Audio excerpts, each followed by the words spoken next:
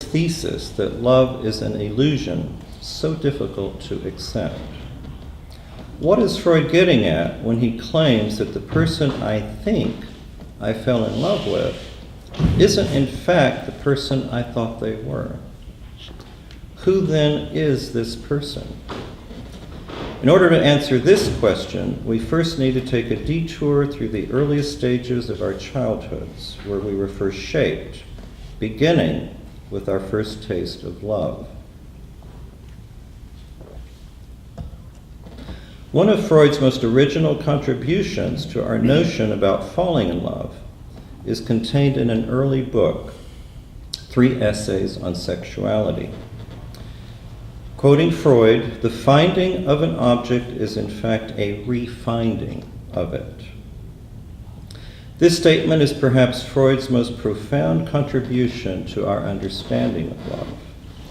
The child's first experience of love is at the mother's breast, or a facsimile of it, which is the most blissful experience one can imagine. It is also the prototype for all our subsequent experiences of love. Though we have no memory of this experience matters not the slightest, because it is ingrained in each of us. The connection between love and sex is also explained by this thesis, because suckling is not only a source of nourishment, but a highly charged sexual experience as well. In fact, our very first. I know some of you will find that statement ludicrous, but bear with me for a moment. Though our love for the mother and the sexual experience we enjoyed with her begins immediately after birth and persists throughout infancy, the two become split off during latency, which begins around the age of 6 or so.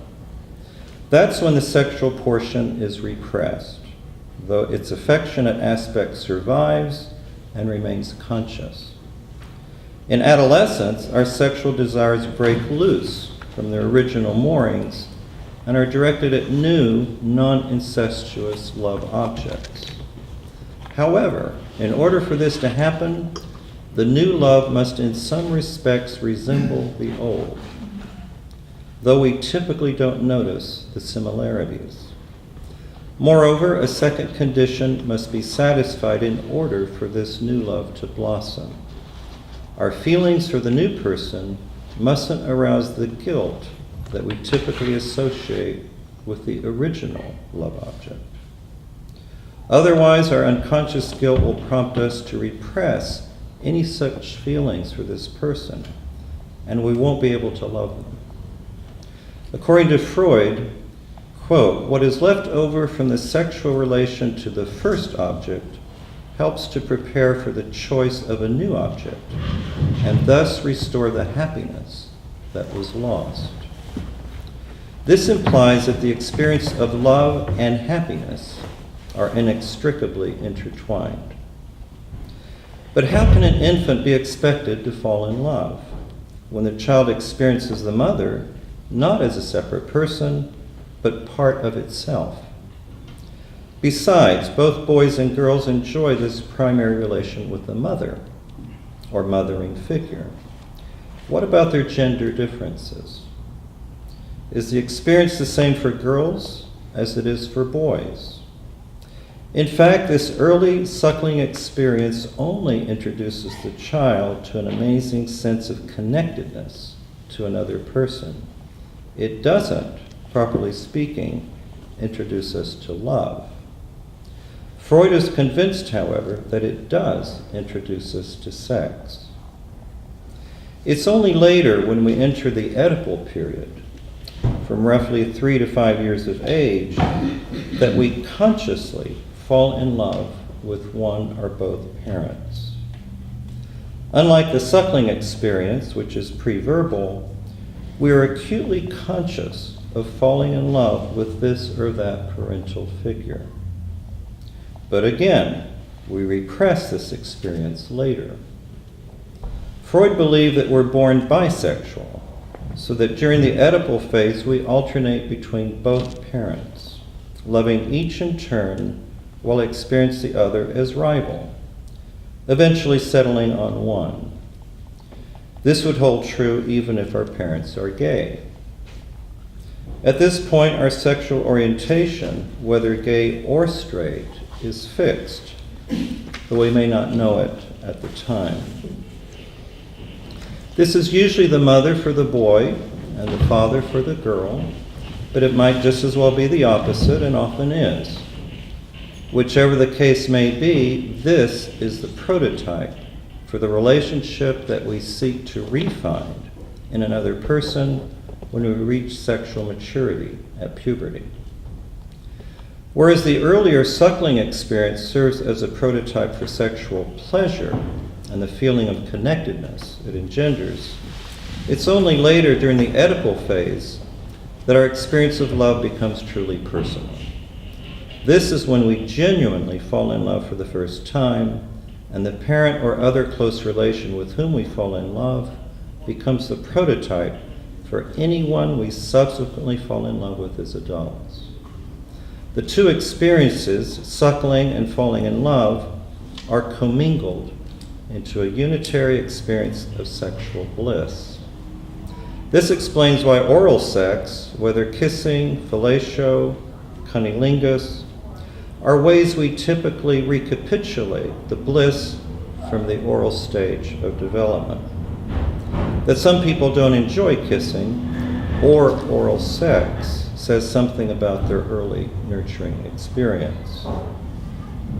Naturally, there is much in this model that can go wrong. Otherwise, there would be no neuroses, and according to Freud, no psychopathology. So what does this constellation of events tell us about neurotic love? And how do we distinguish it from normal, happy love? Basically, mature love is the restoration of a happiness that was lost in early childhood. This may explain why people who fall in love often have the feeling that they've known this person forever, though they only just met. If our attachment to the parental object is too strong, it inhibits the choice of a new love object. It's as though no one else can take their place. On the other hand, if the attachment was more subdued, resulting in greater psychic freedom, the adolescent will be able to find and fall in love with a new love object. Happy love is free from the ambivalence or inhibition that we associate with neurotic conflict, a conflict between desire and guilt. Neurotic love is epitomized by the inhibition that prevents us from loving another person wholeheartedly. The other great discovery of Freud's was his theory of narcissism. This concept is crucial for understanding why people fall in love and why some people are incapable of it or of sustaining it. Freud observed that all babies are blessed with an omnipotent state of self-sufficiency. This blissful condition, short-lived as it is, will eventually diminish. The theory of narcissism implies that we begin life with two love objects, not one, the mother as well as ourself. In order to free ourselves to love others, we have to free ourselves from both, the incestuous as well as the narcissistic. Because Freud believed that we're born bisexual, he also believed that homosexuality is a variant of normal development. In his famous essay on narcissism, Freud noted that identification plays a crucial role when falling in love. He believed that the future gay male baby forms an intense fixation to the mother or some other woman, and that after leaving her behind, identifies with that woman and takes himself as a sexual object. From this basis, he then looks for a young man who resembles himself and who he then loves as his mother loved him. The gay man who falls in love, in effect, becomes his mother, and his lover becomes his former self. This kind of secondary narcissism Freud distinguished from primary narcissism, which is when we fall in love with ourselves. Freud's discovery of narcissistic love ranks among his greatest discoveries. One of its most important features concerns the nature of the ego ideal, a crucial feature of falling in love. In the first stage of narcissistic development, we fall in love with ourselves. In the second stage, this love is transferred onto the ego ideal, the person we aspire to be. Traditionally, we contrast self-love, the receiving of love, with actively loving another person. But Freud introduces a third option, narcissistic love. With this alternative, I fall in love with the person modeled on my love for myself. There is an inevitable tension between the love I get from others, which is narcissistic, and the love I give, which is surrendered. Freud believed if I love the other person too much, I deplete my narcissism, which makes me feel unworthy of love.